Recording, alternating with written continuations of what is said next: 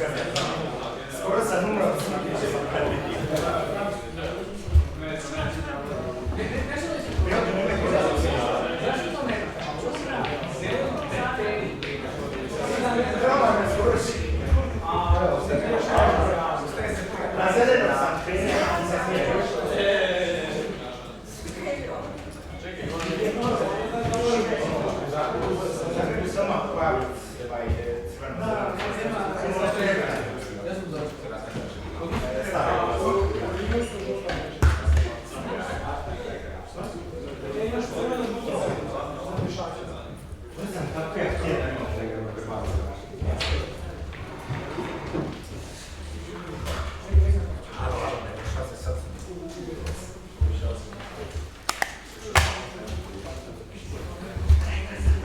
Dobar dan.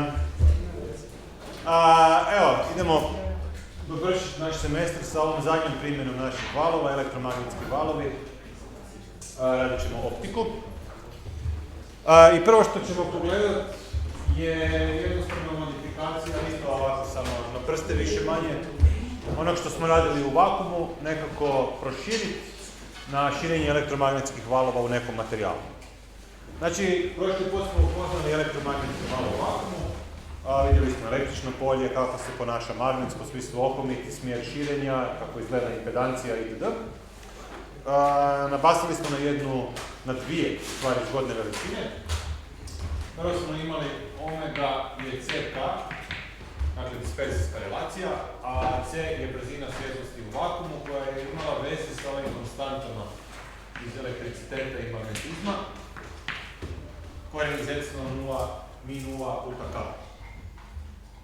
I imali smo drugu veličinu koja opisuje prijenos valova, to je bila impedancija, koju ćemo označiti sa Z0, ova impedancija praznog prostora, koja je bila korijen iz mi 0 kroz epsilon 0. I iznosila je numerički, ako neko zanima, 377 ohma. Ok, i sad ćemo napraviti vrlo jednostavan prenos iz ovog u materijal.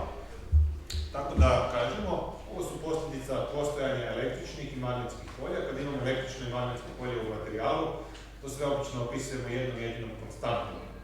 Relativna permitivnost ili relativna permeabilnost sa magnetizmom. Znači, više manje sve što se bilo izvelo se može ponoviti, samo se epsilon 0 zamijeni sa epsilon 0 epsilon r, mi 0 sa mi 0 mi r, i to je to. Nema dalje, vječni problem. Znači, kad odem na neki materijal, onda ovaj C, koji je bio brzina svjetlosti u vakuumu i obično se označava sa C, prelazi u V, koji je sad 1 kroz korijen, mi 0, mi r, epsilon 0, epsilon r. I obično se označava kao C kroz n. A n je ono što zovemo indeks loma. Ok. Vrlo često kad pronađete u udžbeniku nekakav izraz za n, pisat će n je korijen iz epsilon r. A ovaj mi r će nestati, ko da ga nema. To je zato jer za većinu ovih normalnih materijala sa kojima radite, mi r je praktički jednako 1. Morate imati dosta egzotičan materijal da mi r ne bude 1. S druge strane, epsilon r nosi svoje probleme. Jel neko zna koliki je indeks loma plastike ili vode? Vode je 1,5, ok. N je 3,5, NV. I prema ovim našim saznanjima, to je korijen iz epsilon r. Vode, relativne permitivnosti vode. Kolika je relativna permitivnost vode? 1,5. Valjda na kvadrat, jel? A? Izgleda kao da bi trebalo biti 9/4. Kad pogledate u tablicu, pisat će epsilon r je 81. To je ono, prilična razlika, ne? Znači za red veličine smo se pomaknuli. A u čem je caka? Caka je u tome da ovaj n koji vidite ovdje, indeks loma, je u stvari funkcija frekvencije. Znači, indeks loma ovisi o frekvenciji vala koji se propagira kroz sredstvo. I ovaj n koji ćete naći citiran kao 3/, to je otprilike indeks loma za vidljivu svjetlost. Kad se odmaknete od vidljive svjetlosti, taj broj se može drastično promijeniti. Dapače, kad odete u ono što se zove dugovalni limes, znači za vrlo, vrlo niske frekvencije ili statička električna polja, onda ćete dobiti ono što se zove relativna permitivnost. Relativna permitivnost se prvi put definira u elektrostatici, jel? Kad imamo stalna električna polja. Zbog toga se može pojaviti ovako drastična razlika između ove dvije vrijednosti da vas to ne zbuni. Znači, ovaj NV je izvrijednjen za epsilon R koji je izvrijednjen za valne duljine u vidljivom području svjetlosti. A ovaj epsilon R je izvrijednjen za statična električna polja. Tako da, evo, da znate od kud je razlika. By the way, ovaj N koji je funkcija valnih duljina može čak biti imaginaran, znači može poprimiti imaginarne vrijednosti i fizikalno što to znači? Pa ovaj N nam je nekakav omjer brzina u sredstvu i u vakumu. U vakumu i u sredstvu, jel? I ako se val uistinu širi kroz to sredstvo, onda će n biti pozitivan realni broj. Ako pak n postane imaginarni broj, onda u stvari nema širenja vala. Cijeli ovaj model propada u vodu i onda imamo apsorpciju tog vala u tom sredstvu, ali to će vama ostati za elektrodinamiku, to ćete malo razmatrati. I ima još egzotičnijih situacija, znači n može biti općenito kompleksni broj, ne mora biti samo imaginarno, znači realno plus imaginarno, kad imate širenje i apsorpciju. I najfamoznija situacija kad je n negativan broj, što bi izgledalo da brzina širenja je negativna, što je nemoguće, znamo, jel? Ali to vozi to je čisto nekakva druga konvencija definicije n-a. U toj definiciji gdje n može poprimiti negativne vrijednosti, on nije baš omjer tih brzina, nego govori nešto o kutevima loma u tom sredstvu i tu se radi o vrlo posebnim sredstvima u kojima kut loma će biti nešto jako neočekivano od onog što bi mogli ljudi predvidjeti. Na primjer, ako stavite štap u vodu, ili ne mora biti štap i voda, nego ajmo odabrati neka dva normalna sredstva, N1 i N2,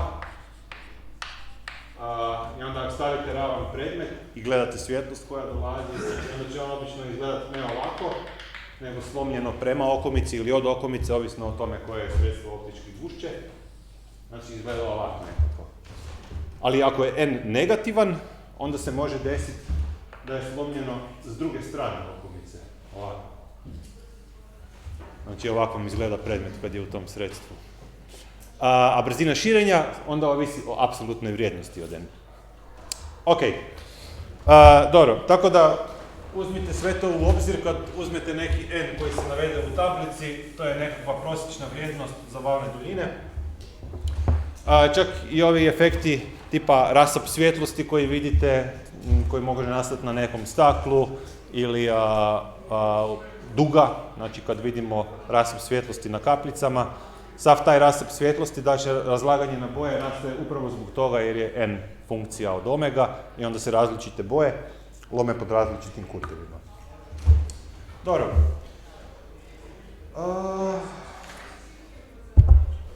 Sad nam ostaje pogledati što se desi sa svjetlosti kad upadne na granicu dva sredstva, kako će izgledati koeficijenti refleksije i transmisije. I to nažalost nije toliko jednostavna situacija kao što smo imali ranije u jednoj dimenziji. I moramo uzeti u obzir još jednu svojstvo svjetlosti koja se zove polarizacija.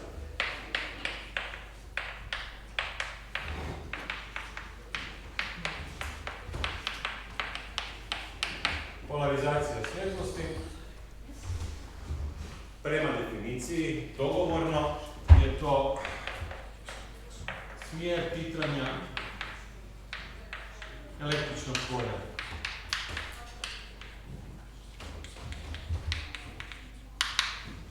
Na primjer za onaj val koji smo crtali zadnji put, elektromagnetski val koji je izgledao kako je on izgledao. Ovo smo stavili x, y, z kao nekakav smjer širenja. Električno polje E smo crtali u x z ravnini. Neću crtati sve, samo električno polje. Znači, ovo tu je vektor smjera električnog polja i za ovakav val bi rekli da je x polariziran. Ok. Ako ovakav val proizvodi, zamislite jedan naboj koji titra ovako gore dolje, vjerujete da će proizvoditi ovakav val.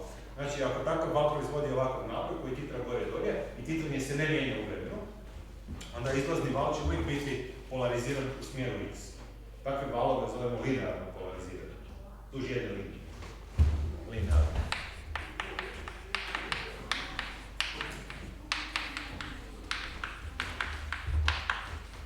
I obično se crta ovako kao da gledate svjetlost koja dolazi do vas i kao da ste uspjeli jako zoomirati nekak tu svjetlost, to nema smisla, ali crta se kao nekakav kružni presjek. Ovo je kao nadolazeća svjetlost. I onda se ovako nacrta smjer titranja električnog polja ili ti smjer polarizacije. Uz linearno polariziranje možemo imati potpuno općenito polariziran val koji može nastati titranjem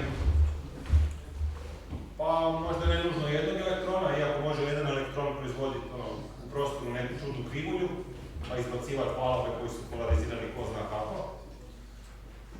Ali možemo proizvesti recimo drugačije polarizirane valove istodobnim titranjem više elektrona. Znači svaki od njih proizvodi svoj elektromagnetski val i superpozicija tih valova je opet val koji neće nužno imati električno polje koje titra uvijek u istom smjeru. I tipični primjeri su cirkularna polarizacija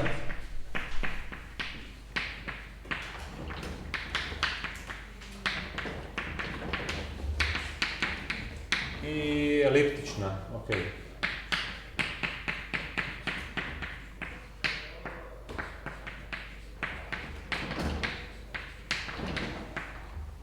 Cirkularna se, ok, nacrta se kao neka kružnica i onda se samo stavi strelica. Kao vrh vektora električnog polja polako kruži po obodu ove tu kružnice. Eliptična, ne crtamo kružnicu, nego crtamo nekakvu elipsu. I isto možemo staviti neku strelicu. Kako jednostavno recimo možete proizvesti cirkularnu polarizaciju? Pa recimo možete staviti dvije antene koje će proizvoditi valove koje tvore križ, ovako x.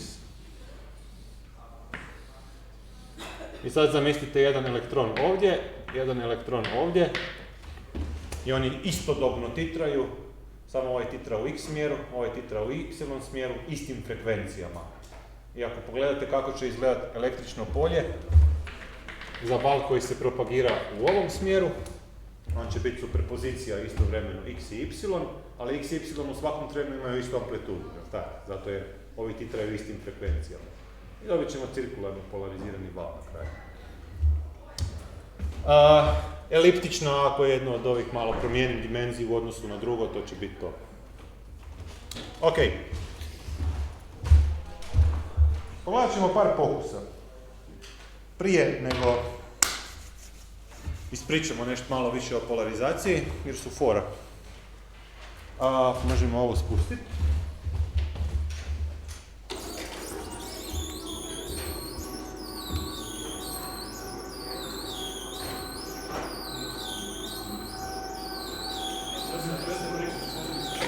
Šta? Spriječno spustite. Njena sam, mislim, možda mi se čini, ali kao ono superpozicija, onda da ide ovako. Kao da je ne jedan elektron, nego korijen iz dva elektrona. Da. Mislim da ona želi. A zar se ne može isto tako napraviti, zato što su to ubitili za žuzove krivulje? Što? To su ubitili za žuzove krivulje. Za pi pola. Da, treba ih pomaknuti u fazi. Moraju se pomaknuti u fazi da bi dobili cirkularno. Ako su istodobno u amplitudnom položaju oba dva, onda će u oba kraja biti istodobno u amplitudnom i istodobno u centru. Što znači da mora prolaziti kroz centar, pa će to biti dijagonalno. Kao ono korijen iz dva elektron da ide. To je dijagonalno, da. Biće opet linearno polarizirano, ali u ovom smjeru. Ok, hvala.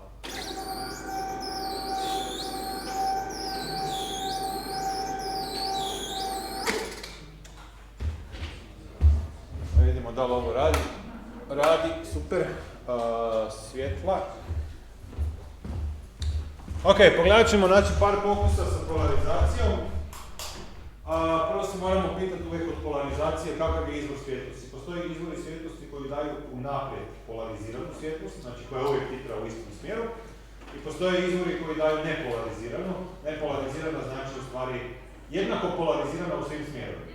Svi smjerovi su jednako mogući i jednako zastupljeni u svjetlosti koju promatramo. Tipa Sunce je najveći prirodni izvor nepolarizirane svjetlosti. Žar je isto tako. Sva crna tijela, kao što ćemo učiti na fizici 4. A primjeri polarizirane su, evo ovaj tu mobitel, ima polariziran ekran. Ste kad probali gledati u mobitel? Neki imaju, neki nemaju, sa sunčanim naočalama. Sunčane naočale često budu polarizirane, onda ako ovak zarotirate, onda ne vidite ekran na mobitelu. Ne? To ćemo sad demonstrirati sa ovim tu, sustavom dva polarizatora. Znači ovo su materijali koje zovemo polarizatori i koji imaju svojstvo da kad na njih upadne nepolarizirana svjetlost, propuštaju polarizirati. Znači samo u jednom smjeru smjer titanja električnog polja. Treba će mi... imam tu zigericu, ok. Ok, i sad si zamislimo što se dešava. Znači na grafoskopu izlazi slop svjetlosti, pada na ovaj prvi polarizator, s prvog polarizatora izlazi polarizirana svjetlost van i upada na drugi polarizator. I ako je drugi polarizator propušta u istom smjeru, te polarizatore si možete zamisliti ko rešetke za svjetlost, onda će ovdje van izaći svjetlost. Ne? A ako su recimo polarizatori okomito zakrenuti, onda ovaj donji propušta svjetlost koja samo ovako titra, a gornji samo ovako i na kraju ne izađe ništa. Ok, i ja ovdje mogu zakretati polako jedan od ovih polarizatora i vidimo kako se mijenja intenzitet tamo i mogu doći u ovu točku gdje su polarizatori skroz okomiti i nema nikakve izlazne svjetlosti. I onda ako odem dalje, vraćam se na situaciju kad su paralelni. Evo tu je negdje maksimum intenziteta i onda opet kad rotiram u ovom smjeru postaju okomiti i sve skupa nestane. Sad zanimljiv slučaj. Sad kad su okomiti, nacrtat ću kasnije to na ploču, možemo se schematski nekako pokušati prikazati kako izgleda ta svjetlost. Što će se desiti ako između stavim treći polarizator? Ste vidjeli taj fokus? Da, svi su vidjeli, više manje.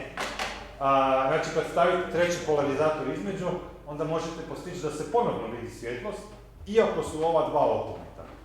I schematski ćemo pokazati zašto to vrijedi i kako to slijedi. Znači, iako su okomiti, ovaj polarizator, ubacim ga između i tamo gdje je bila nula, sad je opet nekakva svjetlost. Mogu i ovaj rotirat. Sad je drugi okomiti na prvi i treći je paralelan sa drugim. Što bi se sad desilo ako gornji zarotiram? Ostao bi mrak. Sve osim... samo bi malo bio zatamljen. Mali bi bio zatamljen. Mislim, jedan mrak. Kako sad što je? Zato što je... Ali te ima mrak, on je prestrašen. Samo bitan relativni položaj prorodi kako sad za početak. Kako? Evo. Znači prvi i drugi su sad okomiti. Ok. Stavim ovaj između, tako da je on okomit na prvi. Evo sad vidite da nije okomit na prvi. Sad je okomit na prvi. I sad, evo da pogodim. I sad zarotiram gornji. Kako je to moguće, jel da? Ovo je magija. Objasnit ćemo i ovo kasnije. Ovo je prevara, varam. Priznajem da varam malo. Ali objasnit ćemo sve, bolje da ste zamišljeni oko toga nego da odmah znate sve. I sad ćemo pogledati još par fora primjena polarizirane svjetlosti. Dakle, ljudi su u jednom trenu shvatili, davno, to ovo čini mi se, da postoji prirodni materijali koji polariziraju svjetlost u smislu da kad na takav materijal upadne svjetlost koja je nepolarizirana, na primjer sa sunca, onda taj materijal pod jednim kutem propušta jedan smjer polarizacije svjetlosti, pod drugim kutem drugi smjer. Taj zove se dvolomac. Dvolomac ili islandski nešto, ne znam. Uglavnom to su koristili Vikinzi za navigaciju. Na vrlo visokim geografskim širinama je teško kompas koristiti i oni su koristili ovakve kristale i sunce na nebu, koje se nije vidjelo uglavnom zbog oblačnog vremena, zaključivali su gdje je pomoću ovakvih kristala. Znači samo vrtiš kristal, tamo gdje se zatamni, tamo je sunce, iako ga ne vidi. Pa evo, možemo to staviti između. Ok, evo, malo ćemo ga ovako rotirati, nije super oštro, ali mislim da vidite što se dešava. Na ovom dvolomcu se mijenjaju boje, to je zato jer su debljine svoja dvolomca različite na različitim komadima ovdje tu. A ja ne držim sasvim ravno, pa pod različitim kutevima upada. Ali jasno se vidi da razlaže svjetlost na komponente nekako. I onda kad smo shvatili da postoje takvi materijali i da različite debljine materijala daju različite boje, to dolazi zbog interferencije i ovisnosti indeksa loma o valnoj duljini. Dosta komplicirana priča, ali vidimo eksperimentalno da daju različite boje. Onda smo počeli slagati,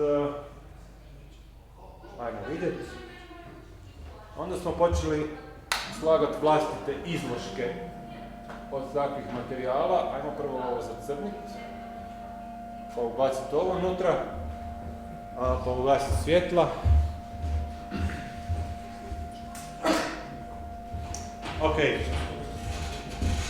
Mislim da na ovom vidite barem malo ovako nekako prilijevanje boja.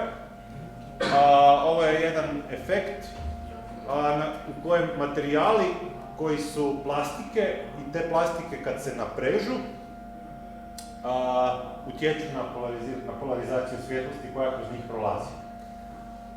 I ovo je recimo u industriji, ovo je samo komad celotejpa na stakalcu, niš drugo.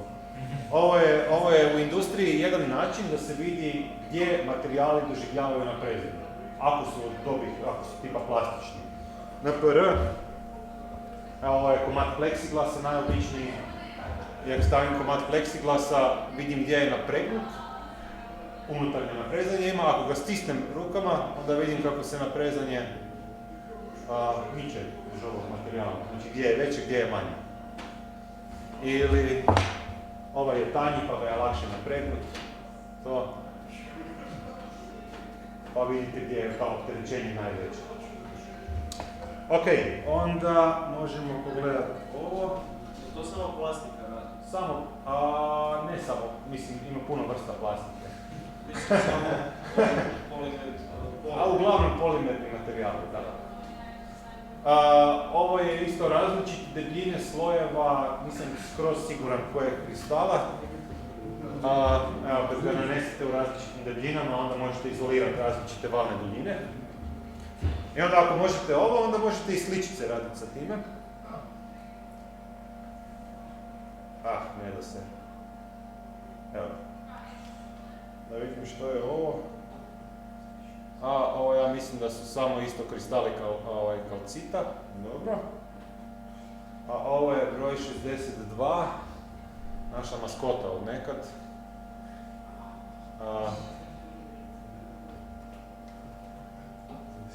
Evo ga. To je tetrijet. To je bio PMF-ovski tetrijet nekad. Tetrijebu mogu mijenjati boje ako mijenjam stupanj polarizacije. Evo.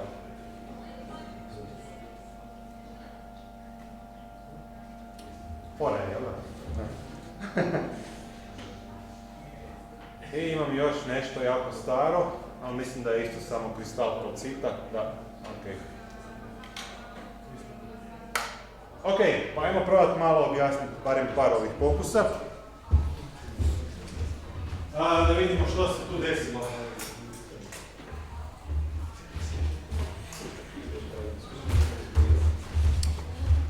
Prvo je ideja da kad imam nepolariziranu svjetlost,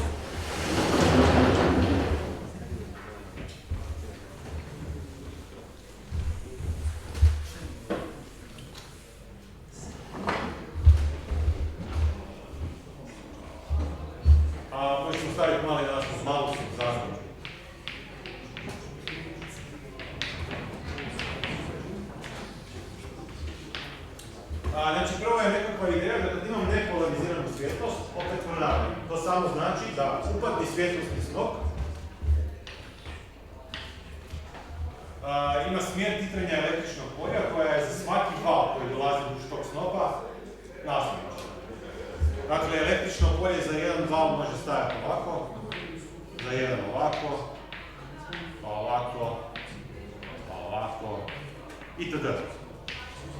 I sve je, recimo, jednako zastupljeno. E sad, ako uzmete u nekoj točki prostora, recimo ovom točki prostora, smjer električnog polja, onda je taj smjer u stvari prikazan, recimo da gledam samo amplitudno polje, on je prikazan vektorom koji se nalazi na ovakvoj kružnici i kut koji zatvara s ovom osi je nasumičan. Učili ste iz linearne algebre da bilo koji takav vektor možete rastaviti u bazi, proizvodnoj bazi u dvije dimenzije dokle god su osi okrenute. Okay. Dakle, to je razlog zašto ovu nepolariziranu svjetlost često prikazujemo ovako. Dakle, ovo je kao snop. I onda ovdje nacrtam dvije okomite linije.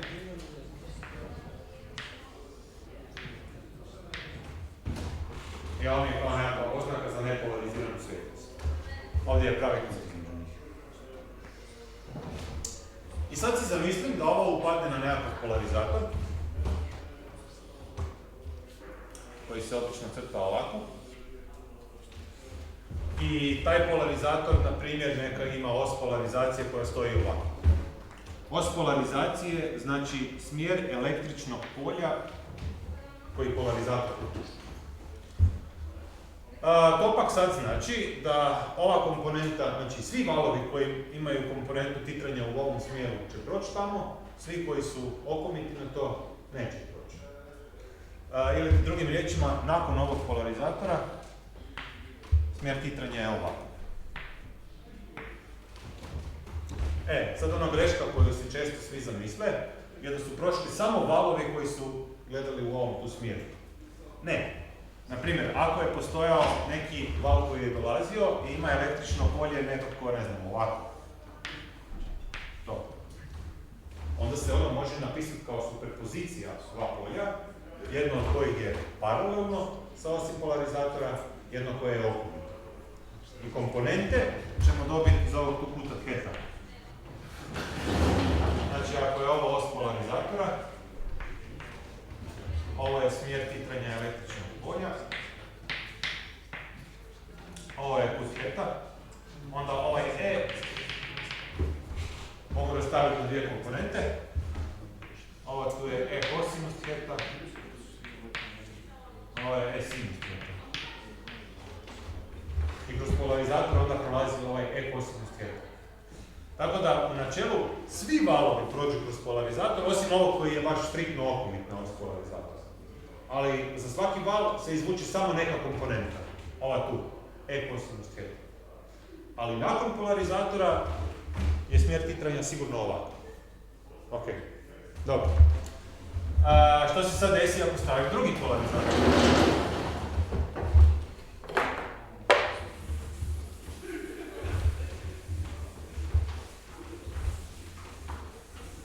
Stavim drugi i recimo ovako u nekakvom postavu, a ovdje smo imali nepolarizirano. Ovdje stavim polarizator recimo u ovom smjeru. Nakon toga svjetlost će biti polarizirana točno u tom smjeru. I sad stavim drugi. Koji ima neku drugu os polarizacije, ovako. I sad se pitam hoće li proći svjetlost i odgovor je da, opet ista fora. Znači ovu svjetlost sam slobodan rastaviti u bazi koja je duž ove osi i okomita na tu os. Duž osi novog polarizatora i okomita na os novog polarizatora. Što god je paralelno će proći kroz polarizator. I na kraju ovdje onda imam ovakvu svjetlost. Ova činjenica se zove Malusov zakon i kaže nam ako smjeri električnog polja i polarizatora zatvaraju put heta, električno polje koje prolazi je samo ova komponenta E kosinus heta, obično se iskazuje pomoću intenziteta. Znači intenzitet nakon polarizatora. Intenzitet ide kao kvadrat amplitude, električno polje je amplituda. Je dakle početni intenzitet puta kosinus na kvadrat heta. To je malo suzdavno. Ako smo u startu imali nepolariziranu svjetlost intenziteta I0, onda ćemo nakon polarizatora imati polariziranu svjetlost indeks intenziteta I0 pola. Zašto je I0 pola? Dva su razloga na koji to možete zaključiti. Prvi je da kažete, aha, ovu početnu smo mogli rastaviti na dvije komponente. Jedna koja je paralelna, jedna koja je okomita na os polarizatora.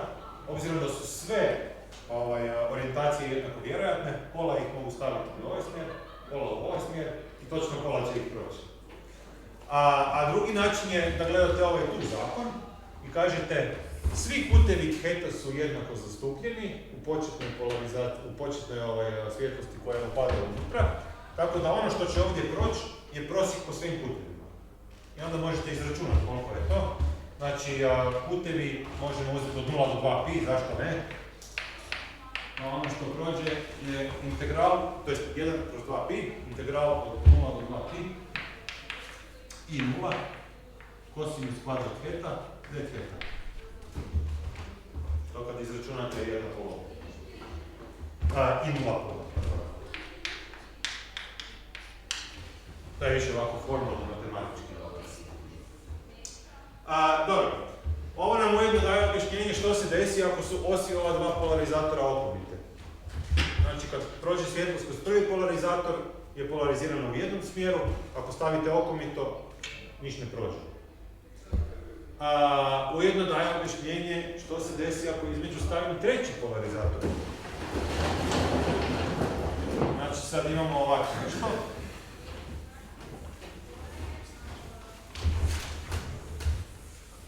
Crtat ćemo sad malo manje simbole. Dakle, imam upadnu svjetlost koja je ovakva. Onda je ovdje prvi polarizator koji nek stoji ovako. Svjetlost koja prođe kroz njega je sad ovako polarizirana. Ovdje ćemo staviti drugi. I ovdje ćemo staviti treći koji je okomit na prvi. Ovako.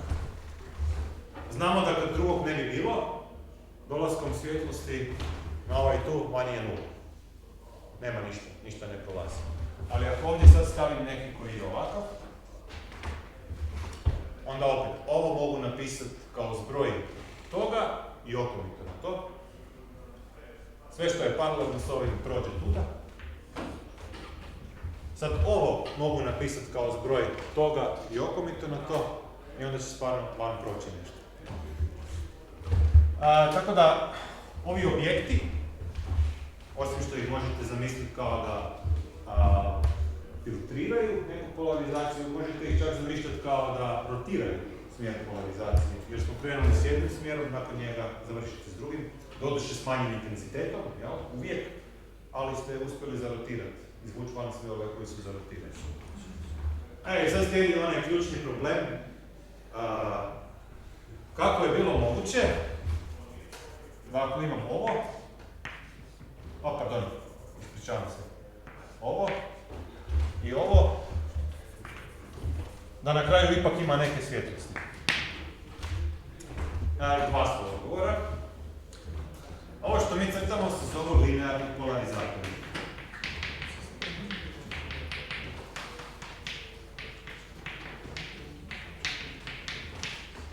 Linearni polarizatori su predmeti koji su sastavljeni od nekakvih dugih molekula i kad svjetlost na njih padne, onda zatitrava elektrone s tim dugim molekulama i oni proizvode svjetlost koja se propagira dalje i titra u smjeru tih molekula. Ok, zato se zovu linearni. I ova dva koja tu vidite jesu linearni. Ali osim linearnih polarizatora postoji nešto što se zove cirkularni polarizator.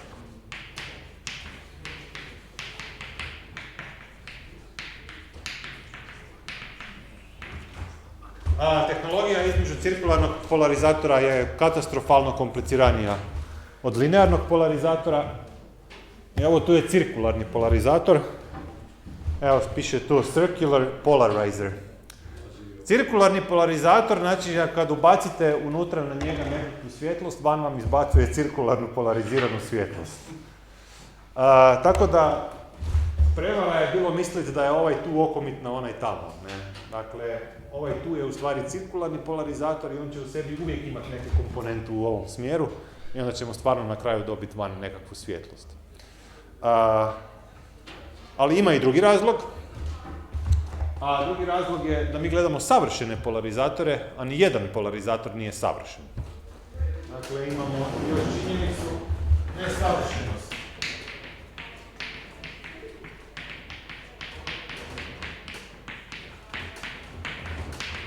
Dakle, što se dešava u realnosti? U realnosti, kad imam neku svjetlost koja nek bude nepolarizirana i upada na polarizator, iako je nama os polarizatora poznata, na primjer ovako, nek je ovo i 0 pola intenzitet, ovo i 0 pola, ovo nam je dakle nepolarizirana svjetlost, upadne na polarizator, kojem tvrdimo da je os polarizacija ovakva. Svjetlost na izlasku, nažalost, neće biti samo ovo tu i 0 pola, nego ćemo van kao izlaz dobiti dvije komponente. Jedna će biti u ovom smjeru i 0 pola. I to još pomnožimo sa nekakvim faktorom alfa, koji je manji od 1, zato jer se dio svjetlosti apsorbira ovdje, ode na zagrijavanje materijala. Znači nije da svjetlost samo prolazi kroz polarizator, nego se dio apsorbira. I još uz to će ova okomiti smjer polarizacije isto proći malo, tipično puno manje od ovog tu, možda 1% u odnosu na to, ali svejedno prolazi. Onda ovdje imam i 0 pola beta. Kada na izlasku iz polarizatora ništa nije savršeno polarizirano. Na polarizatorima nekad možete pronaći podatak koji se zove stupanj polarizacije.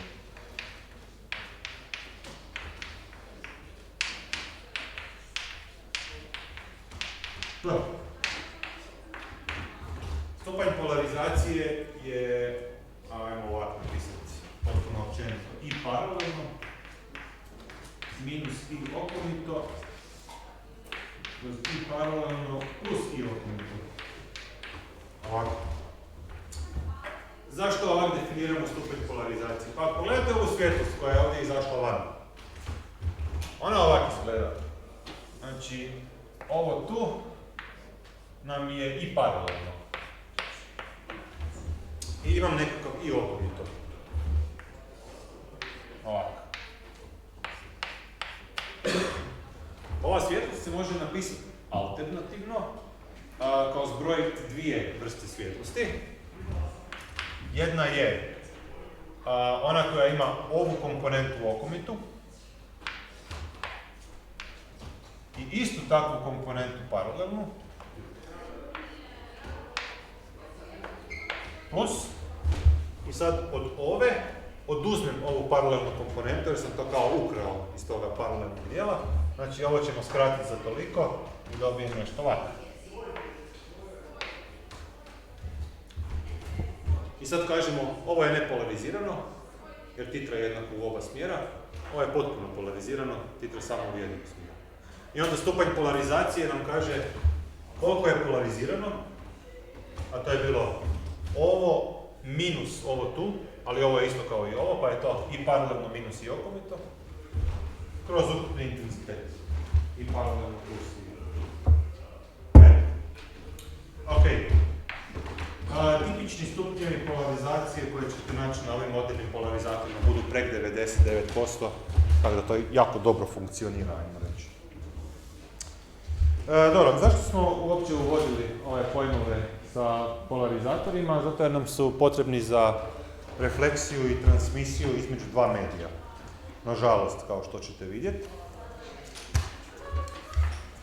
I Napravit ćemo pauzu jer je to velika tema, pa ćemo se vratiti jedno 3-4 minute ranije, može?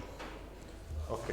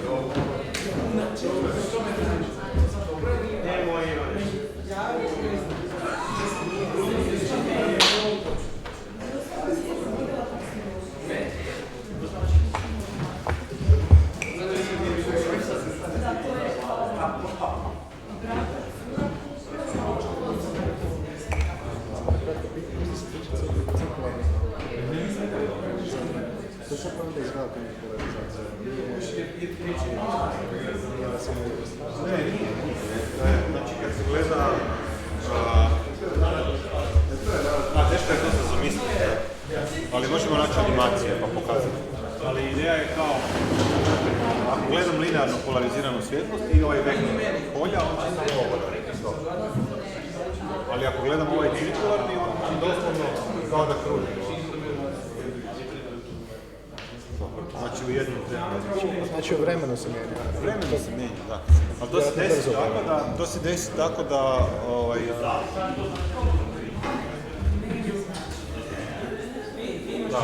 kao na onoj anteni, ne? Imam dva elektrona. I sad, da vidim, ovaj staviti maksimum. To je ovaj koji ide lijevo-desno. A ovaj je trenutno tu. I onda ukupno električno polje je samo ono od ovog. Znači ide zapravo frekvencijom svjetlosti. Što? Ide zapravo onda frekvencijom svjetlosti. Da, znači ovo koje je brzinom kojom, koja je frekvencija rotiranja. Da. Znači one su povezane. Dakle, za svjetlost možemo i vidjeti u stvari. Kad je ovaj tu, a ovaj je ovo. Onda u malo kasnijem trenutku ovaj je smanjen, a ovaj se za toliko otprilike spustio, kada je zato zbroj dva polja. Ovaj je zarotirao. Sad, kada dođe do ovog polje, onda je ovaj napravio četvrtinu perioda, a ovaj je napravio četvrtinu perioda. Tako da je isti je period, pa je ista i frekvencija. To je jako zanimljivo. Da. Znači, vrti se jednako brzo kao što je i frekvencija svjetlosti. Sad je sam pitanje kako si do toga došli. To nije. Mislim, ja ne znam, znanost o materijalima komplicirana dosta. Hvala.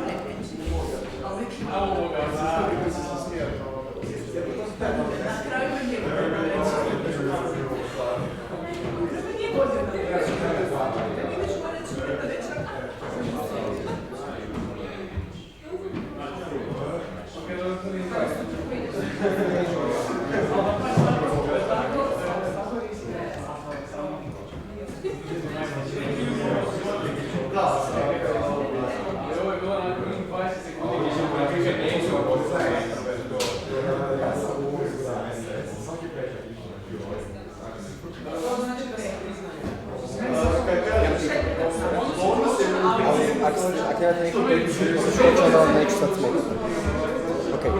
Općenito, svjetlost, znači mi crtamo kao da titra gore do lijevo desno, ali ono ne titra gore do lijevo desno. Neki od valova titra. Ne, ovo je smisl titranja električnog.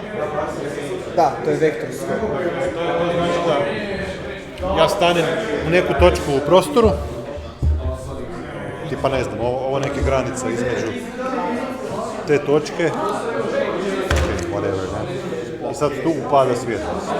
Ja ovdje u toj točki mjerim električno polje. Ne? Ono će nekad pokazivati gore, s povećavajućim iznosom, pa će se smanjivati, pa pokazivati dolje, pa gore, pa dolje, pa gore. Za val koji dolazi ovamo. Znači, za val koji dolazi ovamo, smjer titranja električnog polja mora biti okomit na smjer širenja. Znači, sigurno je u ovoj ravnini. Ne? I sigurno oscilatorno titra. Negdje, nekako u toj ravnini. I to je ono što mi, kao kad nacrtam ovo i ovo, to znači, evo, u toj ravnini imam jednak broj ovih koji titraju ovako i ovako. Ali kažem, to je opet, nije točno, ne? Znači, titraju oni u svim smjerovima, ali ih mogu prikazati u toj kao bazi. Magnetsko polje isto titra.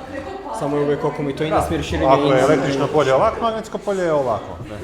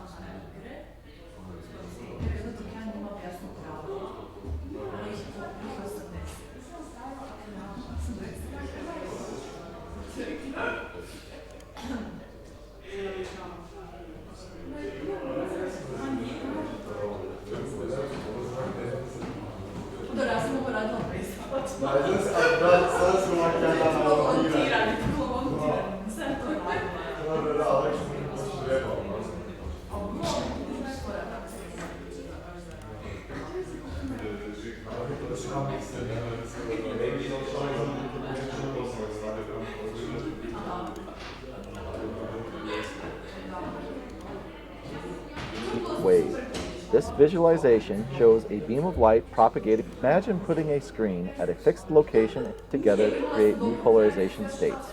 Here, the red and green wave light beam is defined by its electric field, and therefore in the beam polarization state stations. When two different amplitudes or arbitrary phases are lifted, for example, the incident oscillating in the ellipsometry is that P and S polarized light sets the incident into a linear polarization state, sensitive to a different polarization. The FS generate an ellipse in an active.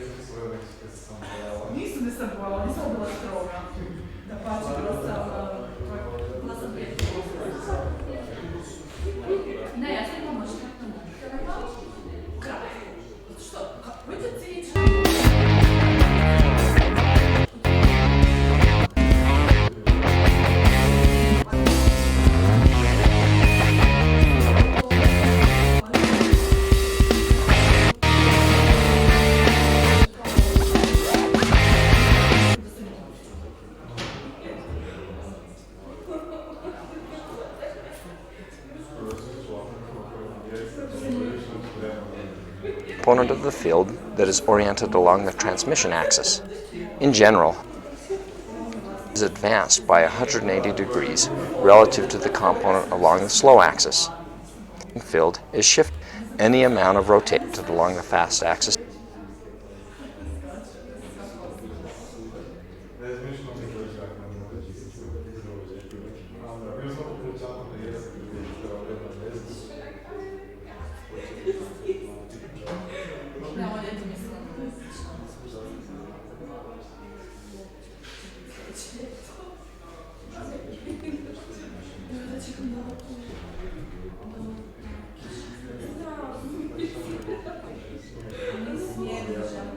Accuracy displayed.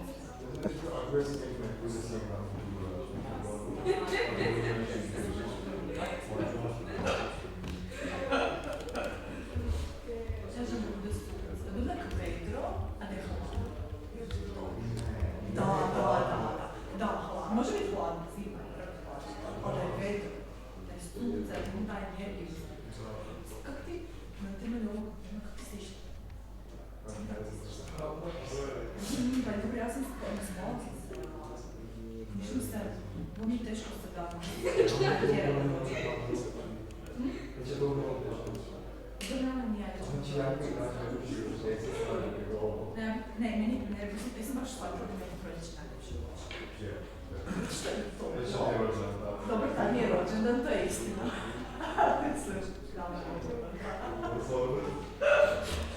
Dobro, osim toga, nije toliko vruće. Opet je sunčano.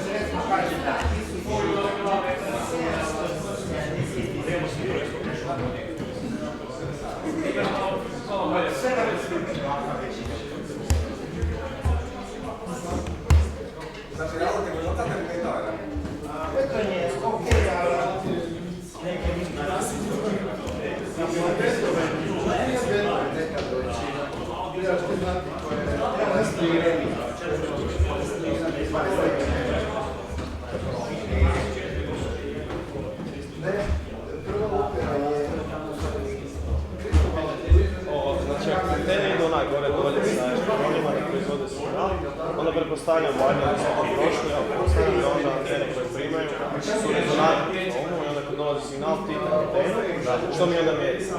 Jel' tako? Znate što onda meni nije jasno? Kako na primjer, znači 101 sa 3 metra? Da, ne treba cijela vala. Ne treba cijela? Ne. To onda nekako inženjerski se rješava. Meni je ono da automobilu antene. Da, ima tipa... trećina je dovoljno, ali pola je bolje. A čekaj, na primjer, evo Mercedes, na primjer, oni nemaju antenu. Mora imati negdje antenu. Ima negdje antenu. Znači, ona je možda skrivena negdje u automobilu. Da, je to. Mislim, ista je priča sa mobitelom. Na mobitelu se ne može slušati ništa, osim ako se slušalice ne spoje, koja onda služe po antenu. Da, onda je vjerojatno to isto. A dobro, tipa znam, oni tipa Audi, BMW i zapravo to već imaju i drugi auto. To jest oni su prvi krenuli s onim malim, glas, kao Veraja. To je druga tehnologija. Da, to je neka onda njega. Znaš ti kako se zove ti albuma Rage Against the Machine?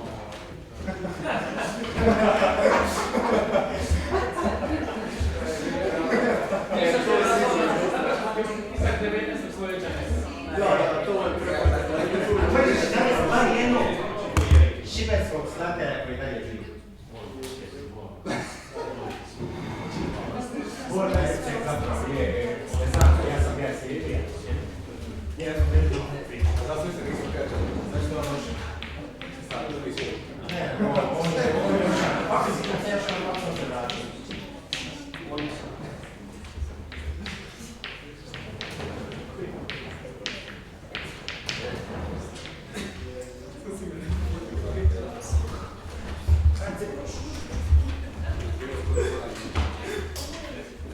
Evo malo vizualizacije, ako će to, mislim, sigurno pomaže vidjeti animaciju bolje nego samo crtež.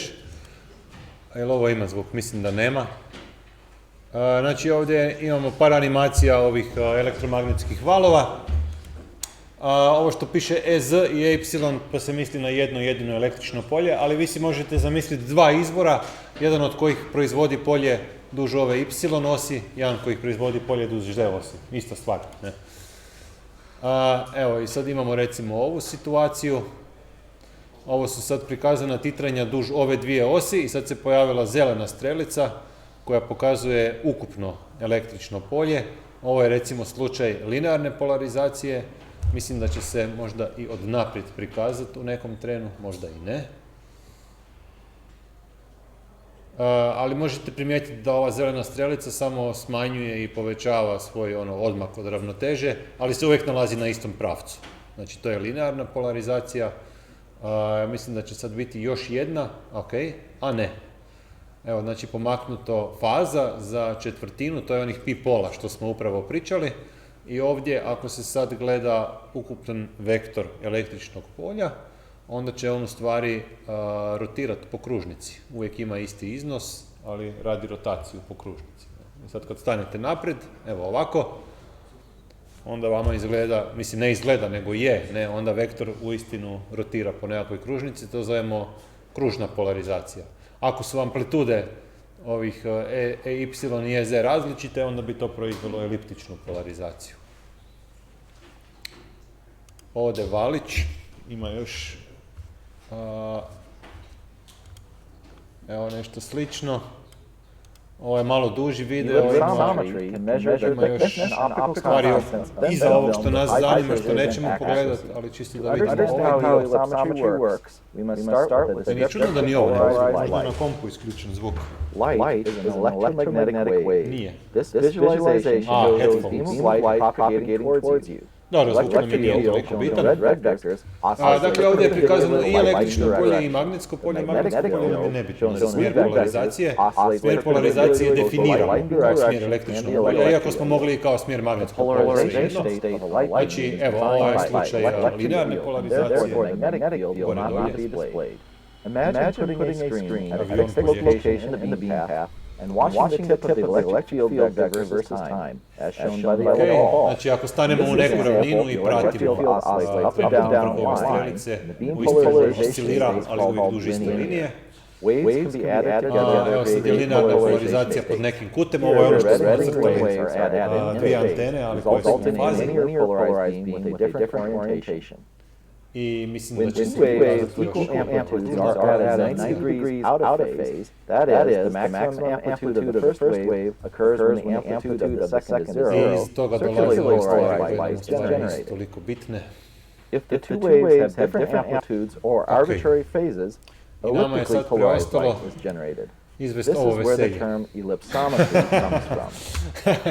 Now let's Izgleda consider ružno, the reflection of polarized znači radi light se from the o sample. Frenelovim relacijama. Light is obliquely Izgleda ružno jer je reflected from a ružno, jel? sample. The incident and reflected Dakle, beams to su sad find relacije of koje incident. opisuju kako će se reflektirati Light i with its electric transmitirati field vector elektromagnetski val oscillating na in granici the dva plane of sredstva. incidence is called Nećemo prolaziti kroz sve detalje i ne morate znati sve detalje jer su Light with its electric field vector oscillating perpendicular to the plane of incidence is called S-polarized light. The enabling principle of ellipsometry is that E and S-polarized light reflect differently. Ellipsometry measures the complex reflectivity ratio of P and S-polarized light. It typically reports the results in terms of ellipsometric psi and delta parameters. Tan psi is the magnitude of the ratio, and delta is the phase difference between the P and S reflected light. To measure the ellipsometric parameters, an ellipsometer system must set the polarization state of the incident beam and detect the polarization state of the reflected beam. In the FilmSense FS1 ellipsometer, the polarizer in the source unit sets the incident beam to a linear polarization state, rotated 45 degrees from the plane of incidence. The FilmSense FS1 detector unit contains a proprietary combination of beam splitters and optics, which split the beam into multiple beams and detectors, each sensitive to a different polarization component of the incoming beam. This provides fast, accurate, and reliable measurements of the ellipsometric parameters without any moving parts. The FS1 software plots the measured ellipsometric data as colored points on a 2D plane. The 4 colors correspond to the 4 FS1 measurement wavelengths. To determine film thickness or optical constants, it is necessary to analyze the measured ellipsometric data set. An optical model is defined, corresponding to the structure of the sample. Model parameters, such as film thickness, are specified. The optical model can generate an ellipsometric data set, which is shown on the plot as open circles. At this specified thickness, the model-generated data does not fit the measured data very well, as quantified by the large fit difference value. When the Fit Data button is clicked, the software automatically searches for the parameter values which minimize the difference between the measured and model-generated ellipsometric data sets. For a good fit, 4 bullseyes appear in the plot, the fit value is low, and sample parameters such as film thickness are determined with excellent accuracy. Thanks for watching this introductory video on ellipsometry and polarized light. To learn more about the features and capabilities of the FilmSense FS1 banded wavelength ellipsometer, visit our website at www.film-sense.com. Dakle, ako znam indeks loma sredstva i imam okomitovu padajuću svjetlost, znam točno koliko će se reflektirati. Isto znamo koliko će se transmitirati. Hi everyone. Thanks for signing up for today's live broadcast on spectroscopic ellipsometry for organic electronics applications. I'm Joanne Lowy, Marketing Manager at Hariba Scientific and moderator for today's event. For more than 20 years, Hariba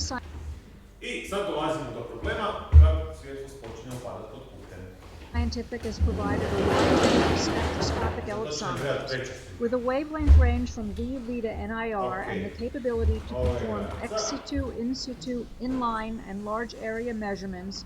Hariba Scientific spectroscopic ellipsometers use of stationary phase modulation technology provides the most sensitive ellipsometric measurements. Applications benefiting from this technique include characterization of semiconductors, flat panel displays, optical coatings, biotech and surface chemistry, and photovoltaics. This webinar will focus on applications of spectroscopic ellipsometry applied to the emerging field of organic electronics, which allows for low-cost, flexible, and lighter electronic devices for applications such as smart windows and electronic paper. We'll also show that thickness and optical constant determination and control is critical for optimum device performance, and why spectroscopic ellipsometry provides needed information without damaging the samples being measured. Before we begin, there are a few important announcements. First, the slides will advance automatically. Next, feel free to ask questions during the webinar. You can submit questions by typing them in the Q&A box on the bottom of the Kako je presentation ovako, a ovo sredstvo indeksa If you have any onda će technical ovdje biti questions kut viewing or ovoga, hearing this presentation, manji, please click on the question mark manje help ovako widget in the doklice, dock at the nego bottom of kut your toga. window. Dakle, ovdje ću crtano Now I'm going to nacrtati introduce today's speaker. ovu zraku. We're pleased to be joined today by Dr. Michelle To je Sestak, nastavak application ovog scientist prethodnog. at Hariba Scientific. Dakle, ovaj tu kut Dr. je, Sestak earned her znači, PhD in physics from the University of Toledo, where she applied the technique of spectroscopic ellipsometry to study thin film cadmium telluride solar cell materials and devices. She graduated in June of 2012, and shortly after she joined Hariba Scientific as an application scientist in Thin Films Division. Through her role of supporting customers at Hariba Scientific, Michelle has gained extensive knowledge on applying spectroscopic ellipsometry to many different materials in many various application fields. Now I'm going to turn the presentation over to Michelle.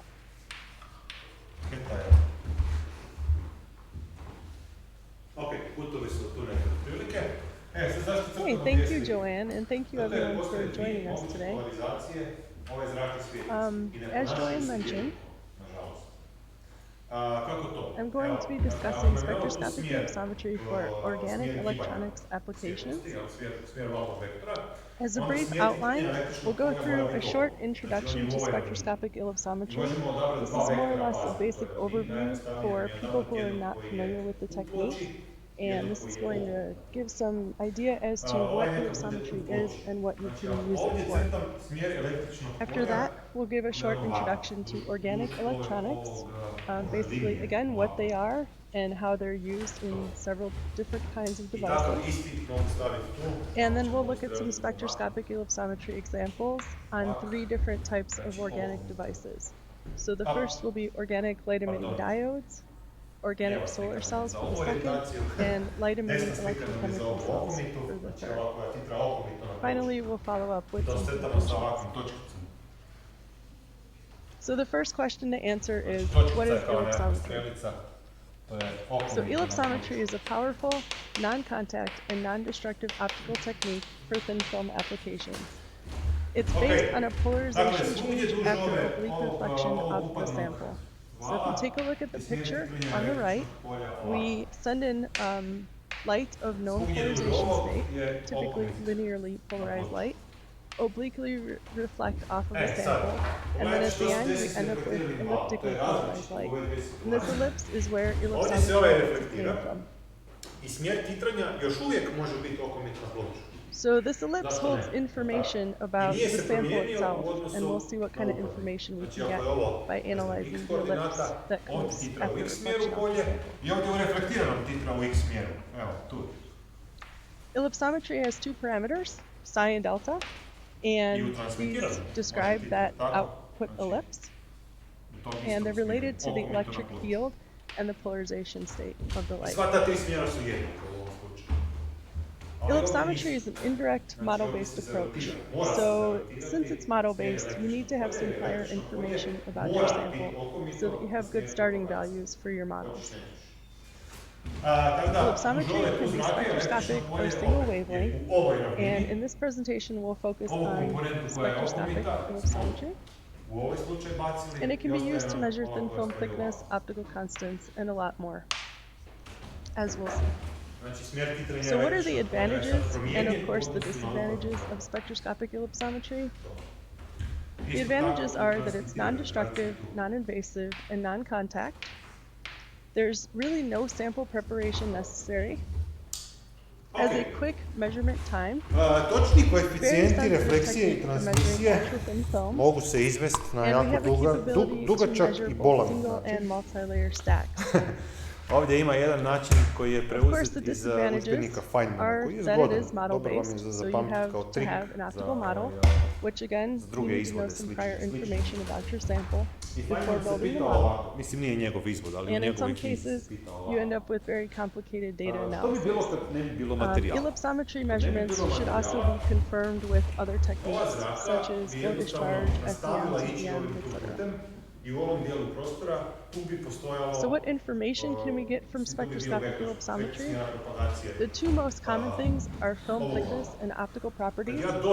But once you have the optical properties and you have the model, you can obtain surface roughness, interfacial mixing, composition, crystallinity, anisotropy, depolarization, optical bandgap, alloy composition, and uniformity by both depth and area. So that would mean grading of index through the film, as well as mapping the sample to see changes in thickness and parameters. So what types of thin films can be used for spectroscopic ellipsometry? They say that most of what I say here is dependent on the system that you have, so it can really vary from system to system. But in general, you want specularly reflecting samples where the roughness is much less than the wavelength of the light. You have a thickness limit that ellipsometry can determine, and that, again, depends on the instrument choice and the type of the sample that you're working with. So transparent materials, I'll say around 60 microns is the cap for thickness determination. Maybe able to go a little bit higher, again, based on the instrument that you have. Whereas for metals, we say around 60 nanometers is the thickness cap, because metals are highly extruded. These can be graded, anisotropic, depolarizing samples, and we can do ellipsometry measurements on curved surfaces, patterned surfaces, contaminated samples, as long as the features are large enough, such that the beam of light is over the entire feature. And this can be on flexible or rigid substrates, such as silicon, glass, plastic, etc. And on substrates no larger than about 50 millimeters thick. So again, this depends on the zoom height capability of the stage that you're using in your ellipsometer. So general quick overview of SE data analysis. How does this work? First, we take a measurement. We end up with raw data. We build a model, and again, we give the model some starting parameters, something that we know about our sample. So a starting thickness or starting optical constants. We know, say, which layer is which, and we know what the substrate is, everything that we know about the sample. And then we do a fit and check how well that model fits to the data. We use a regression analysis, make some changes to the model, and keep doing the fit until we get a good fit. And then you end up with the results. So your thickness, optical constants, roughness. So a lot of times we get the question, how do I know if I have a good model? So as far as assessing the results, you can check chi-squared, which is the goodness of fit parameter. That'll tell you how close your model matches your data. You can check the correlation matrix, which will tell you if any of your fit parameters are correlated to each other. So typically thickness and index can be correlated. So if there's a way that you can decorrelate certain parameters, you should certainly do that.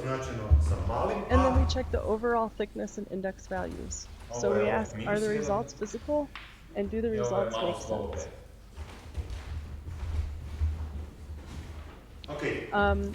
Just a quick note in this slide, I have two of the graphs in photon energy and one of the graphs in wavelength. So I just want to bring up real fast the conversion between energy and wavelength. So wavelength is equal to 1240 divided by the energy in electron volts. And similarly, the energy in electron volts is equal to 1240 divided by wavelength in nanometers. So we'll switch back and forth in this presentation, but they're just a one-over relationship. So when I say, are the results physical? Well, there's certain optical constants that you would expect for certain types of materials. So you want to make sure that your optical constants are behaving as they should. Mi smo prije rekli omjeri amplituda. We're checking the error bars on the numbers. We're checking the numbers themselves just to make sure that they're in the range that we expected. And we're checking, again, the overall results to see, is this what we would expect for our sample. Ovdje s druge strane to Another više nije main baš question tako. is, what about Jer ovdje što spectral god je range titralo u for ovom smjeru, spectroscopic sad mora ellipsometric titrati u ovom measurements? smjeru. So of course we have the To visible je range, isto and then we have kao an i extension to polarizacija, IR što and smo extension imali. to Znači, UV zamislite as si well. da imate So where do ovaj these vektor come in električnog handy? polja. As Njega far as mogu the napisati IR, kao this is to obtain thicknesses zbroj, of materials absorbing in the visible. jedan koji je ovakav, It's also jedan for koji ultra je thick ovakav. samples. Znači, taj So in the IR, you'll see many more interference fringes, and you'll have I good samo onaj koji resolution je with ovakav interference će fringes. preživjeti u ovoj tu It's zraci. good for IR active Znači, ta zraka, materials and ovo free sredstvo carrier djeluje kao absorption, nekakva so you vrsta can obtain polarizatora. carrier I concentration, uistinu vidjet ćemo carrier da možemo mobility, and polarizirati svjetlo s conductivity. refleksijom. Znači, On the other ovo end of the tu, spectrum, in the UV, ne this uzima is useful to cijelo have for električno band gap polje odavde, determination, nego uzima samo crystallity, komponentu and composition električnog polja. determination. To je projekcija ovog. It's for absorption of dielectrics and Ovo električno polje semiconductors, puta kosinus kuta između njih. ultra thin A films, u ovom slučaju je to theta upadno plus low theta. index contrast film stacks, Isto tako, alloy na ovoj composition, zraci je samo and we projekcija can ultimately ovog determine električnog grain size as well. polja. To nije situacija, tam je cijelo električno polje. I to da se radi So na I toj wanted to projekciji give moramo two uzeti quick u obzir, jer mi examples na on kraju how we krajeva use gledamo omjere the električnih UV polja. Nas zanimaju valovi, ne, znači to elektromagnetski valovi, dakle determine zanima nas kako crystallinity. izgledaju električna polja. So this is an example I evo sad kako three izgledaju ti different omjeri. curves. Evo The ovdje ima red is jedan crystalline B kroz silicon, A. the Ok, green malo is B the kroz 50-50 malo A, mix da of vidimo koje su to amorphous silicon zrake. and crystalline silicon, and the B blue kroz is A. amorphous silicon. So if you Dakle, look at the red ova curve, zraka crystalline silicon, kroz you ova end up zraka. seeing Omjer that njihovih peaks intenziteta. are typically very sharp, Očekujem kao da će biti and omjer then intenziteta as the material ove becomes i ove, amorphous, you ali start opet to moram see a uzeti u obzir broadening ovaj of the efekt da peaks. imam tu projekciju električnog And if you look polja at the sa green jednim curve, drugim. it's sort of somewhere Dakle, in mi treba between ovaj the kut crystalline and the amorphous, which it is. It's a Kut 50-50 između mix. njih. So features in Primjećujem da je ovo tu UV punjiku. are helpful to determine Pi mi crystallinity je of your dakle samples. theta R plus theta L Another plus što god use, je između njih. Dakle, ovaj kut another između use njih of je the UV pi minus theta R is minus theta for L. band gap. Okay. Tako da ako idemo ovo zapisati, And NAR as well. onda mi je The to aluminum gallium arsenide optical band gap varies with varying aluminum concentrations. prva So relacija as kao I nekakva. increase the percentage of Onda aluminum, druga je ovdje my band napisana gap za omjer increases, između A i shifting the minus absorption 1. edge to Malo shorter A i wavelengths. minus 1. So I can see from different Dakle, sad gledam compositions omjer how the ove optical zrake can i vary. ove zrake. To isto moram napraviti tu, između ove zrake So i what ove exactly zrake. are I optical opet moram constants? gledat We'll projekciju focus on using the ovog terms vektora index na or ovaj refraction, vektor. or little n, sad kut which is the između ta ratio dva. of the velocity of light Ovo in tu vacuum je to its pi velocity pola in the medium. minus theta So U. n is simply c Ovo over je v. pi pola. And Ovo je k, theta L. which is the extinction Znači, kut između coefficient, njih je pi and k pola is the plus pi amount of pola, što je absorption pi loss when light plus theta propagates L through the minus theta material. U. Okay. I also want to talk about dispersion because it's important for spectroscopic Što je ovdje ellipsometry. malo pametnije So napisano. dispersion is a variation of Veliko optical A, constants as dakle a išlo function se of s druge wavelength. strane So mjeriti puteve, typically, s koje when you god look strane up idete a je value ok. for refractive index, Ovdje you see imam one cosinus number, theta U minus and that theta K, value is typically transmitirani given put. at 682.8 nanometers. But in reality, refractive Dobro. index actually varies. Dakle, to je prva ideja, velim, teško bi So se it toga has what we dosjetili call ovako iz ničega, ali dispersion. jednom kad vidite izvod možda u buduće znate There are iskoristiti. two main types of dispersions. I sad je First is a ovdje normal dispersion. napravljen umnožak Normal ove dispersion dvije is where veličine. n decreases with increasing lambda. K is equal to 0. Theta L, And pardon, theta L. transparent materials Transmitirani. are where Ili we see theta log, normal to je taj. dispersion. So dielectrics and insulators. Ok, The other type would be kad pomnožimo ove anomalous dvije stvari, s lijeve strane imam For anomalous dispersion, B n kroz increases A with puta increasing A lambda, kroz minus 1. where an absorption peak S occurs. desne strane And imamo K is of course not equal to 0. B što množi A što And this množi is kosinus dispersion theta that U minus is theta used L. for A absorbing dolje materials, minus such 1 as puta A semiconductors, puta many of kosinus. the organic materials Pi we'll talk minus about theta today, R and minus theta L. transparent conducting oxides, etc. Ok, relativno komplicirano. Minus 1 mogu pokratiti, So, I A wanna go i A mogu into pokratiti dispersion veliko A, functions. veliko A. So I dobijem dispersion nekakvu itself vezu između malo can B be i veliko. mathematically modeled by using dispersion functions. Znači And malo B basically they're equations je jednako that describe veliko B the dispersion. kosinus And we're going to talk about 4 examples in theta this U minus presentation theta L as they apply to kroz organic materials. kosinus And I'm not going to get minus into these theta R too minus deep theta because R. they're quite Ovako. complex and this would be a whole webinar in itself. Dobro, to mi je jedna So relacija. just a quick overview. I A druga Lorentz relacija koja se oscillator ovdje isto is used koristi for transparent je or zakon weakly očuvanja absorbing energije. samples. A Drude Zakon oscillator očuvanja energije is kaže used for ovako. metals, and you can typically use a Podsjećam combination još of jednom. Drude and Energija Lorentz for transparent conducting je materials. proporcionalna sa amplitudom na kvadrat Oscillator is for i semiconductors and frekvencijom organic na kvadrat, ali materials frekvencija je ovdje ista. And a I u tau mediju i Lorentz van is the medija, same thing, dakle dovoljno je gledati semiconductors samo and amplitude. organic materials.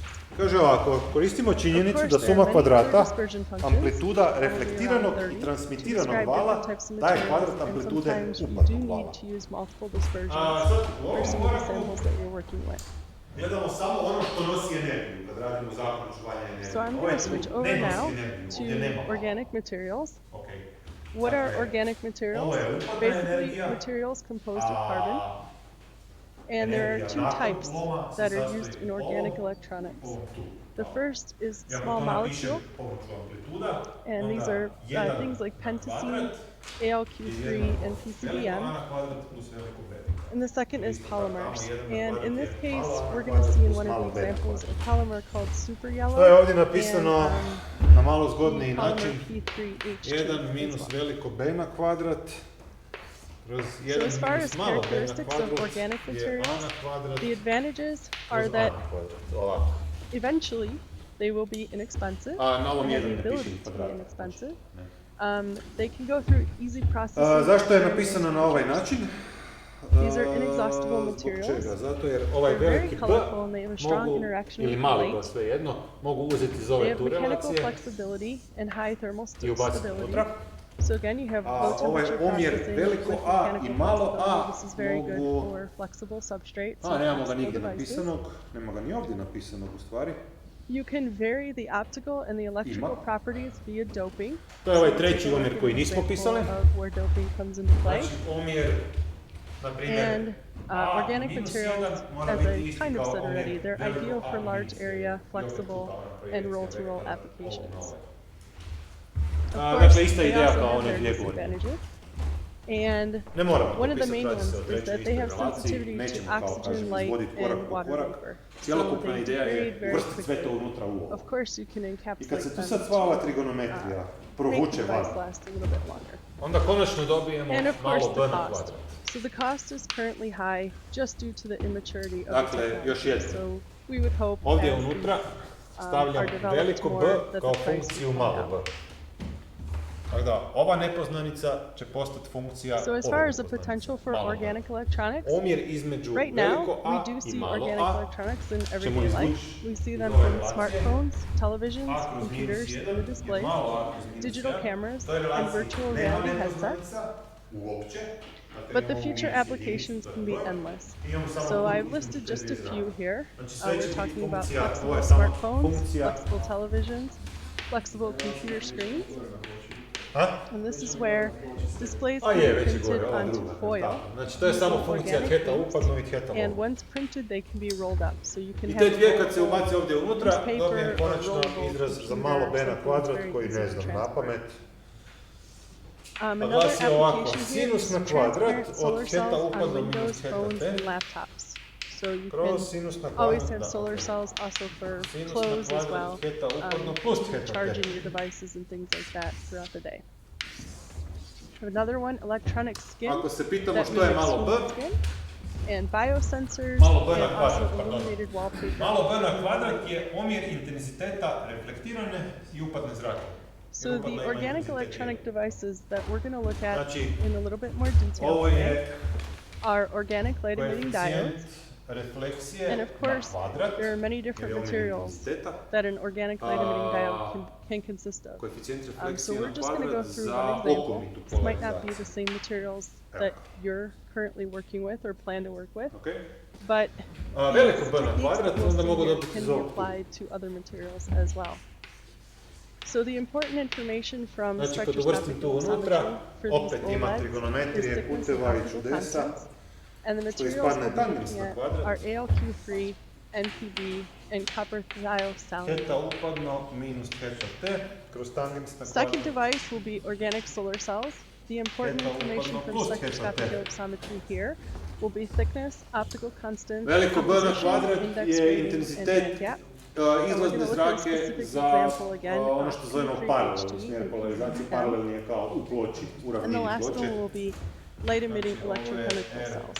So the important information here, thickness and optical constants of a I konačno, kad znam and malo b na absolute kvadrat thickness. i So znam I'll use some malo tips on how to i veliko measure b na kvadrat, and pardon, analyze an encapsulated onda mogu device. odrediti i zakon The očuvanja materials energije involved a na here kvadrat are i that mali super a na yellow kvadrat. polymer, which we'll get into just a little To bit se more, isto uvrštava PTF unutra, ne and trebamo ih sve PTO. pisati u načelu. So for the first example, the organic light emitting diode, it's basically a device which consists of an organic layer or a series of layers, and it emits light when an electric current is applied. U sve ovo, So u it's svemu pretty ovom big, se basic nalazi ovaj device. kut transmit. It's used again to create Heta digital T, displays Heta T, in Heta televisions, L, da, smartphones, mijenjao sam oznake and već. monitors. Heta T je isto It što can i consist Heta L. of two different types of Transmisija materials, ili pilon. like we saw previously. Small I molecule podsjećam nas organic Snellov zakon materials, koji smo which is napisali where evo the tamo gore focus na is for this početku, presentation, na gornjoj ploči, and koji mi polymer kaže organic 1 materials as puta well. sinus heta And there's no upadno backlight je needed, n so these puta devices can be sinus lighter, heta L. thinner, and more Ili n flexible puta than a sinus liquid heta crystal T, kako display. već They have an koristimo excellent contrast in low light, and Znači, they u ovom also heta have T, very low power consumption. je which u is stvari very skriven important. heta upadno je 1, koeficijent, indeks loma. On the Često right, u ovim you'll see izrazima an za example refleksiju i of an transmisiju organic light nekad emitting koristimo diode. heta Again, this is transmitirano, nekad just koristimo indeks one loma. example. There's Standardni many zapisi structures sa that you indeksom can loma. have, many different materials that you can have. I kad napišemo to u standardnom zapisu, The materials that we're looking at here include AlQ3, which is a tri-8-hydroxyquinoline aluminum, or an aluminum salt, and this acts as the electron transport layer. Then there's a doped AlQ3 layer, which acts as the emissive layer, and you can change the color of the organic light emitting diode based on the dopant, the doping level, and the structure of the AlQ. So we'll see the optical property difference between AlQ3 and doped AlQ3. NPB is a naphthyl biphenyl, and this acts as a whole transport layer. Now CuPC is a copper thiocyanine, and this acts as the whole injection layer. So overall, the thickness and the optical properties of all of the layers in this device are critical for best device performance, or what we're really looking for is maximum recombination.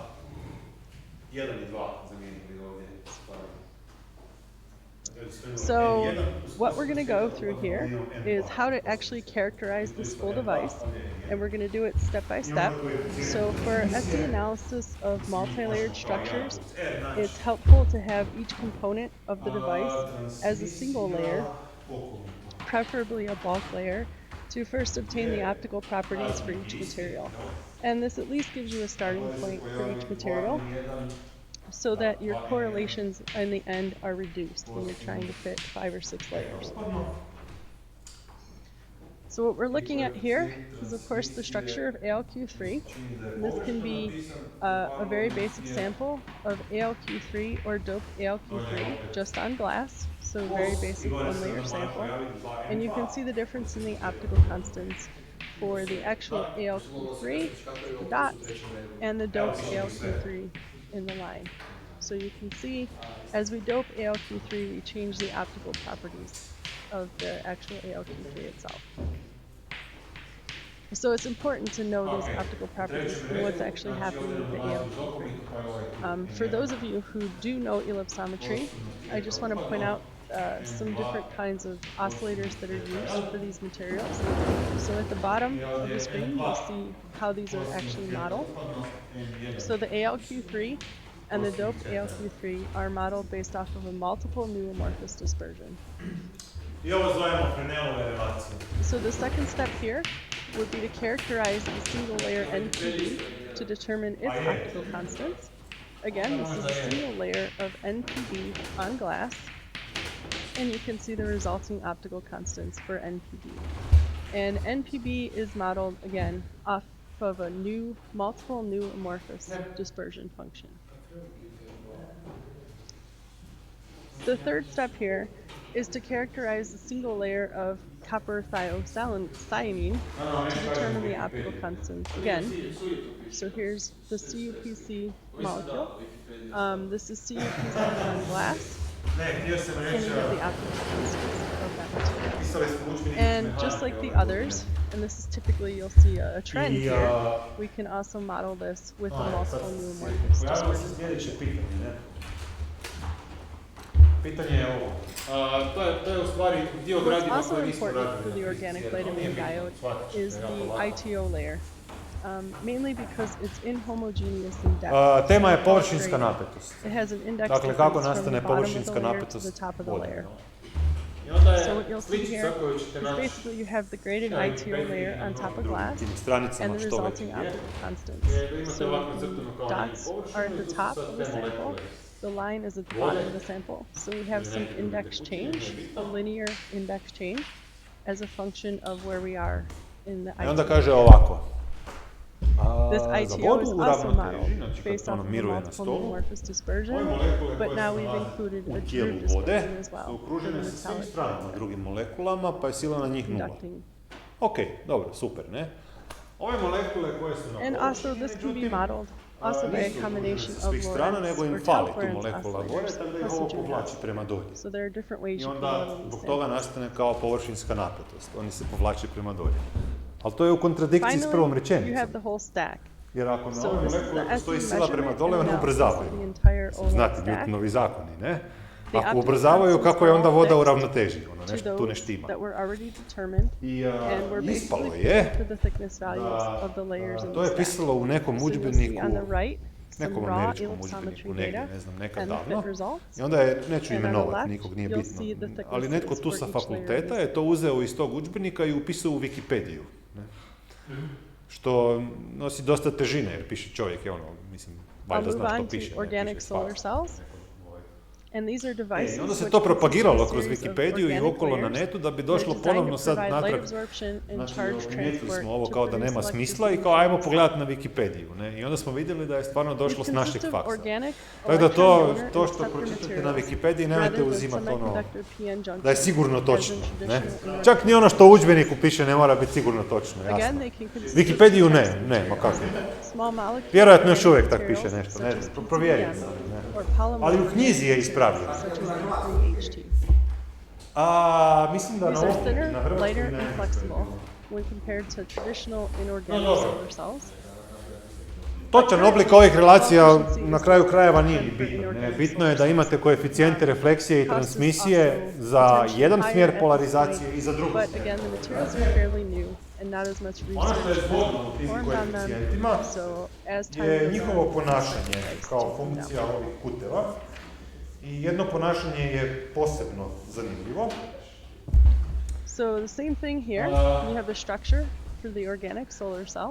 This is a P3HT PCBM solar cell. P3HT is a conducting polymer, and it's considered the electron donor material. And PCBM is a fullerene derivative, which is considered the electron acceptor material. So we end up with an active layer in the solar cell, which is a mixture of P3HT and PCBM. Here we want to put a focus on the blend layer, the P3HT PCBM layer, because device performance is strongly related to that layer. So we're interested in the blend composition and morphology, the crystallinity, the phase separation, and the layer thickness as well. Just as we did in the last example, we'll break this down step by step. Single layer samples. So first you have to characterize a single layer of pure PCBM on silicon. So you see here, we ended up with a thickness of 506 angstroms of pure PCBM on silicon. And over on the right, these are the optical constants for that Malo me PCBM. buni ova gornja relacija, And you nisam see what sasvim we call siguran na nju, ali the neka ostane za fingerprints sad of the tako. PCBM, which are basically the peaks Nije in bitno, the dobro, extinction pogledat coefficient. ćemo So ovo just pa da zoomed vidimo in što a daje. little bit there. Znači R paralelno jednako nula. PCBM, just like all the other materials that we discussed, is also modeled based off of a multiple new amorphous dispersion function. Kosinus theta log. The second step here is to characterize a single layer of pure P3HT on silicon. Ili ti theta transmitiramo, sve jedno. So this is 935 angstroms of pure P3HT on silicon. And over here on the right are the optical constants of the P3HT. And just like we did for the PCBM, imamo we i look drugi at the izraz za B. fingerprints of the P3HT. Evo ga tamo, možda nam So je the onaj tamo peaks, zgodniji. the absorption peaks. And look what Dakle, you see there. alternativno. P3HT, just like PCBM, Ovo tu što is smo modeled zvali based R off of the paralelno, multiple new amorphous to je dispersion B, function. isti onaj tamo, R paralelno, ovo je alternativni zapis. Putting it all together, we want to characterize the blend layer of Znači vidjeli smo da to može P3HT postati and 0, ovdje PCBM. isto ovaj tangens od So we theta can take upadno two minus theta different modeling transmitirano approaches može here. postati 0. The first is using an Znači effective ovaj tu medium theory, uvjet je and we isti kao basically have some blend on top of silicon. And od this theta effective medium upadno theory minus ends up giving information about the morphology, 0. so the grading and the phase Tangens je separation 0 kad je of these blend layers. sinus 0. So effective medium theory takes percentage of one material and adds it to percentage of another material to give an effective optical constant set for that layer. The other way that we can characterize this is as a single homogeneous layer. And this can provide insights into blend film composition and crystallinity. And again, we're looking at those fingerprints for P3HT and PCBM. So we're interested potentially in the peak amplitude, the broadening, and some other things there. So you see, for the effective medium approximation, or the effective medium standard, we end up with some percentages of P3HT and PCBM. This is a graded layer. A drugi način da bude 0 isto se može vidjeti iz onog tamo izraza. There's more of it at the top of the layer, To je kad and less tangens as you go od down. theta upadno plus So there's some gradient there. And in the single layer, we just assume there's no teži u gradient, beskonačno. that it's just Naziv natural. onog tamo izraza teži u beskonačno. A to je So I want to do a situacija quick kad je comparison theta of upadno extinction plus coefficients theta transmitirano, to je for kad je PCBM, kosinus pure 0, znači ovo tu je sve P3HT, skupa and a P3HT PCBM blend. Dakle, So ovo we je saw drugi these uvjet already. u kojem će ovaj This is the paralelno optical constants postati for 0. pure PCBM, along with the I ovaj uvjet se fingerprints, zove Brewsterov and the uvjet. optical constants for pure P3HT, also showing some of the fingerprints. The blend material I kad je zadovoljen Brewsterov uvjet, contains onda the se ovaj theta fingerprints of upadno zove both the Brewsterov uvjet. PCBM I njega je možda and ipak the malo lakše naći P3HT. do ove ovdje relacije. Znači ta The last example we'll go through is for Brewsterov light put, što emitting se dešava pod tim electrochemical uvjetom? cells. These are devices that are based on electroluminescence, and basically that's emission of light Tim in uvjetom response to an sljedeće, electric current. dakle imam They're similar in structure, applications, and benefits as OLED, but there's also additional benefits. The benefits include that you can use materials such as graphene or a blend of carbon nanotubes and polymers as the electrode, and you can thus eliminate the use of the indium tin oxide. And does not depend on the difference in work function of the electrodes. So the electrodes can consist of the same material, say gold, while the device still operates at a low voltage. Ovo tu je theta U. On the right is an example of the structure. Again, just one example of a light emitting electrochemical cell. So we're looking at encapsulation layers here, an aluminum cathode, an active layer, a PDOT-PSS layer, ITO, and then ultimately this is on glass. So our active layer here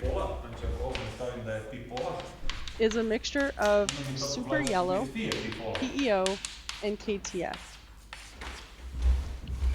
Super yellow is a light emitting compound, and KTF plus PEO, which is potassium trifluoromethane sulfonate and polyethylene oxide, is an electrolyte which provides the electrochemical doping needed for the LEC behavior. I forgot to mention the PDOT-PSS layer is a smoothing layer. And finally, we have the encapsulation layer on top, which is resin and glass. So just like we did in the other examples, we'll characterize this step by step. So the first step here would be to characterize the graded ITO layer. So again, we have index grading. You can see on the right the optical constants of the top and the bottom of the ITO. This ITO is around 1,565 angstroms thickness from ellipsometry. And on the left, you have the raw data and the fit result. ITO here is based off of a multiple tau Lorentz plus a Drude dispersion. So you can do this with many different dispersions. You can either use multiple tau Lorentz plus Drude or multiple neuromorphous plus Drude, whichever works better. The second step is to characterize the P.PSS layer on the ITO and glass substrate.